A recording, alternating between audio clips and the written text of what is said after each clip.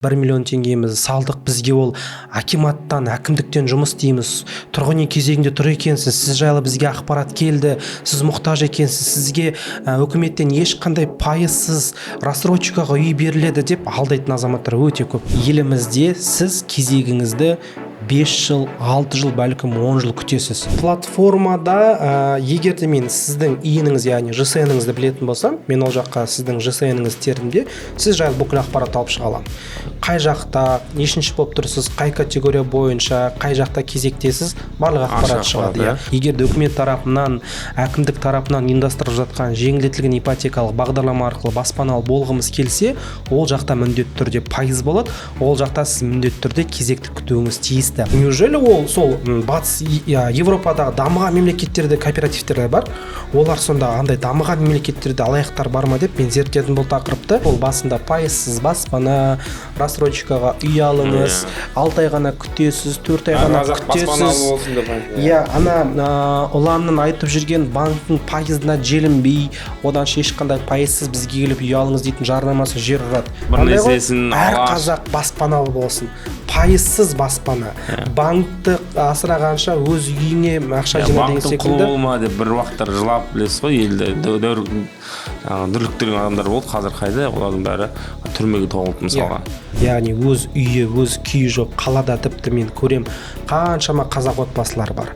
Жалдамалы пәтерді мен тіпті көрем, 3 бөлмелі пәтердің 3 комнатасында 3 отбасы өмір сүретін пәтерлер бар. 2 комнаталыда 2 түрлі отбасы өмір сүріп жатқандар да бар. Себебі ол жағдайдың жоқтығынан. Жалпы алаяқтарға тоқтала кетсем, адамның психологиясын біледі. Мысалы үшін біреу кетіп бара жатады, қалтасында ақшасы жоқ, тамақ жегісі келетін азаматқа келіп, ай сен кел, айлыққа дейін саған 5000 теңге бере тұрамыз, тек қана жеке куәлігің болса жеткілікті десе, ол оның қарны ашып тұр, табиғи қажеттілігін жауап берсе болды, ақша беруге дайын. Ол алаяқтықтың қарапайым бір түрі. Қаржылық сауаттылығын төмендік деңгейінен біз сондай бір алаяқтардың қазып қойған орнына түсіп жатырмыз. Біз ана сүттің ғана пайызын білеміз, банктың пайызын түсінбейміз деген секілді. Ашы шындық болса да өмірден алынған әзіл ғой.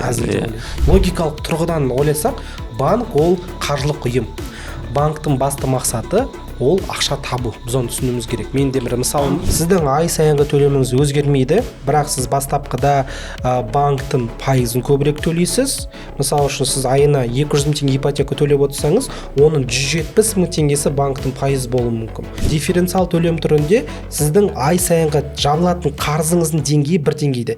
Яғни, мына алдымызда жатқан құрақша секілді, сіз бірінші айда 150 мың қарыз жабасыз, екінші айда да 150 мың қарыз жабасыз, үшінші айда 150 мың қарыз жабасыз. Ешқандай банк сізге қатып қалған переплатаны мойныңызға жүктеп қоймайды. Қайырлы күн, құрметті оқырмандар, сіздермен Әшкере YouTube арнасы, оның жүргізушісімен Нұрсұлтан Орынбеков, Алаяқ.нет жобасының жетекшісі. Бүгін бізде қонақта белгілі қаржы маманы, баспана саласының эксперті Ұлан Дәулетқали, Дәулеттен командасының мүшесі. Қош келдіңіз. Қош көрдік, Нұрсұлтан. Подкастқа шақырғаныңа рахмет. Алдағы сұхбат YouTube каналдың оқырмандарына, жалпы әлеуметтік желідегі сенің оқырмандарына, менің оқырмандарыма пайдалы болады деген сенімдемін. Бізде өте қатты сенімдеміз, себебі Ұланның кеңесімен бізде Қазақстанда баспана алған адамдар өте көп, себебі оның баспаналы групп деген арнайы компаниясы да бар. Енді осы тұрғыда Ұлан мырза, енді қаржылық сауаттылық өте маңызды. Бүгінгі біздің тақырыбымызда қаржылық сауаттылық тақырыбында өрбейтін болады. Бұл жерде Ұлан мырзаның енді тәжірибесі, кеңесі сіздер үшін де өте пайдалы болады деген сенімдемін. Сондықтан ол кісінің парақшасына тіркеліп қойсаңыздар болады. Ұлан Дәулетқали мына жерге шығарып қоямыз. Одан кейін біздің Алаяқ.нет бағдарламасын да Әшкере YouTube арнасында көре жүріңіздер. Осы видеоның сұхбатты соңына дейін көріңіздер деп кеңес береміз. Ұлан мырза, енді алғашқы сұрақтан бастайық, көп сөзбайық. Жалпы біз айтып жүрген алаяқтық тақырыбында енді кез келген саланы қамтуы мүмкін. Енді өткен алаяқтық адам жүрген жерде пайда күнемдік жүреді. Ал енді біздің еліміздегі ең үлкен нөмір 1 бағдарлама жаңағы мәселе дейміз, ол проблеманың бірі ол баспана. Баспанаға мұқтаждар көп болғаннан кейін, оны іздейтіндер көп болғаннан кейін, сұраныс көп жерде, білесіз, алаяқтар да көп болады.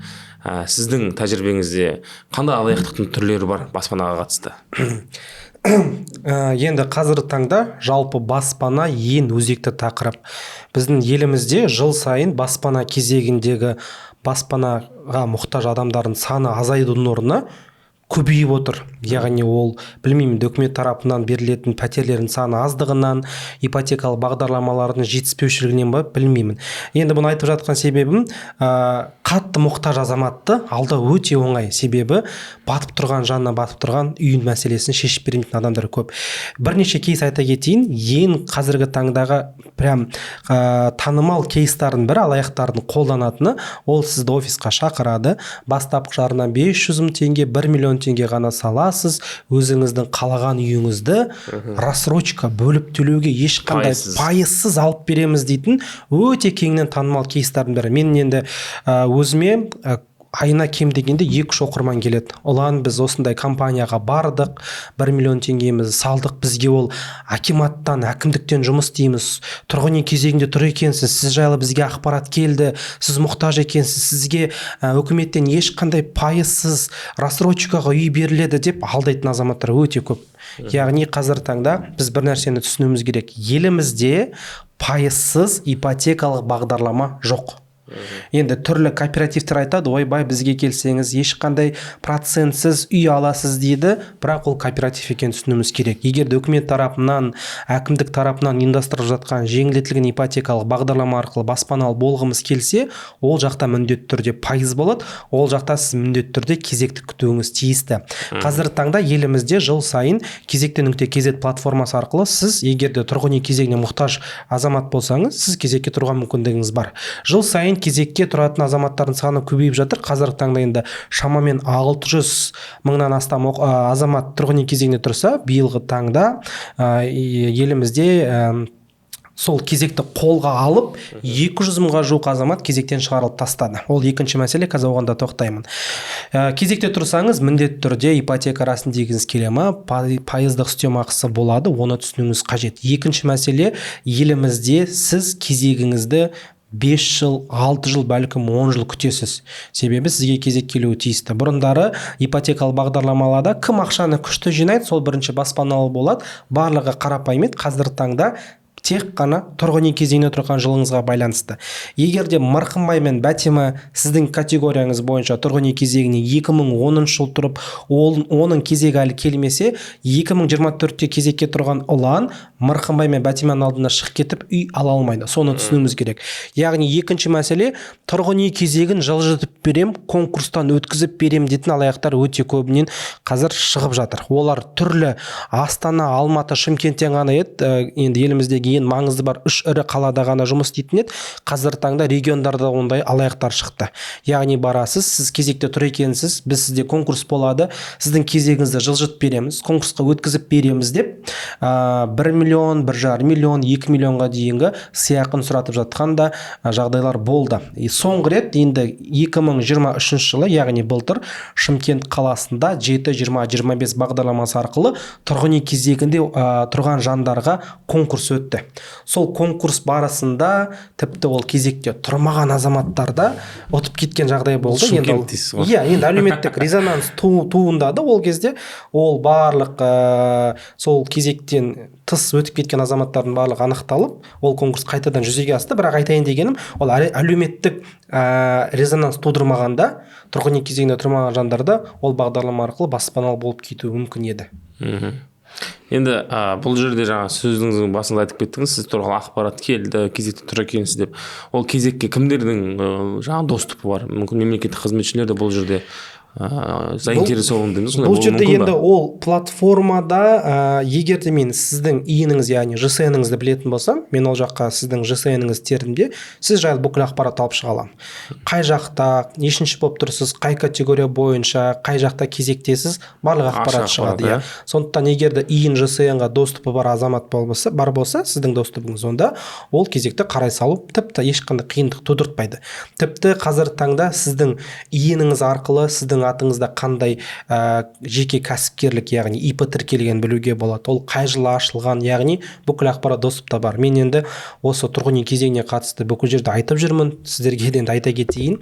Кезекті қадағалау керек. Сонымен қатар біздің жеке данныйымызға доступ болмау керек үшінші жақты тұлғалардың. Яғни кезекке тұратын азамат өздігін тексере ме, оған қосымша электронды цифрлық қолтаңбасын қойса немесе верификация. Өзінің түріп келбет арқылы, код доступ арқылы өту арқылы қоятын болса, онда бәлкім тұрғын үй кезегінде тұрған азаматтарға қолжетімділігі азайып кетеді алаяқтардың да. Енді әңгімеміз жақсы бағытта өріп жатыр. Енді пайдалы ақпараттар оқырмандар алып отыр деп, түртіп отыр деп білеміз. Сонымен қатар біздің ағамыз Дәулет те білесіз, қанша жылдан бері осы кооператив деген дүниемен күресіп келе жатыр. Күрескенде қалай? Енді кооператив заңмен шектелмеген, бірақ біздегі кооперативтер заңның шеңберінен шығып кетеді да, елдер ең соңында қай кооператив болсын алданып жатады. Бірі ашылады, атағы дүркірейді, жабылады. Тағы бір ашылады, елдер сене береді. Бұл жерде біз кімді кінәлаймыз және кооперативтерден қалай сақтануымыз керек, жалпы кооперативтерге сенуге бола ма деген бір сұрақ қояйықшы. Кооперативке қатысты елімізде дұрыс айтасыз, бір бекітілген заң жоқ, яғни оны қадағалайтын орган жоқ, оны қадағалайтын ұйым жоқ. Сол себепті кооперативтерді ашу үш дос бірікті, отырды, кооператив аша салуға мүмкіндігі бар. Мен жалпы кооператив деген еліміздегі кооперативтерге қарсымын. Енді батыс елдердегі, дамыған елдердегі кооперативқа онда мен зерттедім, себебі ойладым, бүкіл жақта кооперативтер солай ма? Неужели ол сол батыс Европадағы дамыған мемлекеттерде кооперативтер бар, олар сонда андай дамыған мемлекеттерде алаяқтар бар ма деп мен зерттедім бұл тақырыпты. Бір түсінгенім, дамыған елдердегі кооперативтер ашылған кезде олардың өздерінің негізгі бюджеттері болады. Яғни олар ақшаны салымшылардан жинамайды. Ал бізде кооперативтер ашылған кезде қалай? Мырқынбай сен кел, сен бәтиманы тартасың, сен 3 досыңды алып келесің, сен астыңа 3 досың тіркелмегенше сен үй алмайсың, немесе кезек күтесің деген секілді салымшыларды күтеді. Жалпы кооперативтердің түбінде барлығы келген кезде ол басында пайызсыз баспана, рассрочкаға үй алыңыз, 6 ай ғана күтесіз, 4 ай ғана күтесіз. Ұланның айтып жүрген банктың пайызына желінбей, одан ешқандай пайызсыз бізге келіп үй алыңыз дейтін жарнамасы жер ұрады. Мен жасырмаймын, кооператив арқылы сіз егерде бастапқыда бірінші болып кірсеңіз, сіз ешқандай пайызсыз 6 айда баспаналы болуыңыз мүмкін. Бірақ түбіне келгенде ол міндетті түрде бүкіл кооперативтердің схемасы ол қаржы пирамидасының схемасына сай келеді. Яғни сіз бастапқыда біреу үй алды, ол сарафанный радио ретінде өзінің достарын алып келіп айтты, ой, мен андай кооперативке бардым, сенген жоқпын. Жылы үй дейтін кооператив, ұлан дейтін кооператив деп. Аттарды керемет қой, қазақ бір несесін әр қазақ баспаналы болсын. Пайызсыз баспана. Банкты асырағанша өз үйіңе ақша жина деген секілді. Банктың құлы болма деп бір уақыттар жылап білесіз ғой, елді дүрліктірген адамдар болды. Қазір қайда? Олардың бәрі түрмеге тоғылды мысалға. Жалпы кооперативтен алданбас үшін мен қайталап айтам, бағана да айта кеткенмін, бір ғана нәрсені түсінуіміз тиісті. Елімізде пайызсыз ақша беретін орган жоқ, ешқандай организация жоқ, ешқандай банк сізге пайызсыз ақша бермейді. Тіпті мемлекет тарапынан қаржыландыратын бағдарламалар бар, ол жалдамалы пәтер сатып алу құқығымен берілетін. Оның өзінде сіз пәтеріңізді сатып алу үшін сіз бәлен-бай жыл кезекке тұрасыз, конкурсқа қатысасыз. Енді бұл жерде адам ойлану керек. Егерде ол ешқандай пайызсыз болса, 1 миллионмен ғана ешқандай кезекте тұрмай алатын болса, майшелпек қой былайша айтқан кезде. Ол не себепті? Сіз қайдағы жоқ бөтен бір Астанадағы ұланның қамын ойлап оған үй алып беру керек. Ешкім жарылқамайды дейсіз. Оданша өзінің туыстары, өзінің достарына үй алып беріп отыра бермей ме? Оның түбіне келген кезде пайызсыз деген сөздің астарында бәрібірде қаржы пирамидасы, пирамида деген сөз келуі. Біздің қазақ аңқау ма? Енді осы біздің кооперативтерге салымшы болып жатқан басқа ұлттарды көрмедім енді. Білмеймін, баспана жүрген тек қазақтар ма, әлде оңайға ұрынатын тек қазақтар ма? Қалай ойлайсыз? Бұл ретте мен жалпы қазақтың ең бір жанына бататын тақырып баспана. Яғни өз үйі, өз күйі жоқ. Қалада тіпті мен көрем қаншама қазақ отбасылар бар. Жалдамалы пәтерді мен тіпті көрем, 3 бөлмелі пәтердің 3 комнатасында 3 отбасы өмір сүретін пәтерлер бар. 2 комнаталыда 2 түрлі отбасы өмір сүріп жатқандар да бар. Себебі ол жағдайдың жоқтығынан. Енді қараңыздар, сенің ең андай ғой, қиналған сәтте естігің келетін сөз ол сен ешқандай пайызсыз баспаналы бола аласың деген. Қиналған сәтте соны естіп, сол сөзді біреу айтса деп естігің келеді. Қиналған сәттегі айтылған сөз жүрегіңе бірден жеткендіктен Бойды сен ұстайды ғой, кетесің. Иә, себебі алаяқтарды білет, адам психологиясын зерттеген ғой негізі. Енді бұл жерде кооперативтерге емес, жалпы алаяқтарға тоқтала кетсем, адамның психологиясын білет. Мысалы үшін біреу кетіп бара жатады, қалтасында ақшасы жоқ, тамақ жегісі келетін азаматқа келіп, ай сен кел, айлыққа дейін саған 5000 теңге бере тұрамыз, тек қана жеке куәлігің болса жеткілікті десе, ол оның қарны ашып тұр, табиғи қажеттілігін жауап берсе болды, ақша беруге дайын. Ол алаяқтықтың қарапайым бір түрі. Тура сол секілді жалдамалы пәтерде бастапқы жарнасын жинағанмен оның несие тарихы нашар болуы мүмкін. Оның ресми табысы болмауы мүмкін. Осы екі нәрсе қазіргі таңда біздің ипотекалық нарықтағы системаны қатты құртады. Мен ол жайлы өзімде бірнеше ұсыныс айтқан болатынмын. Сондықтан қиналып тұрған кездегі естігің келген сөз баспаналы боласын болғандықтан халық алданып жатыр.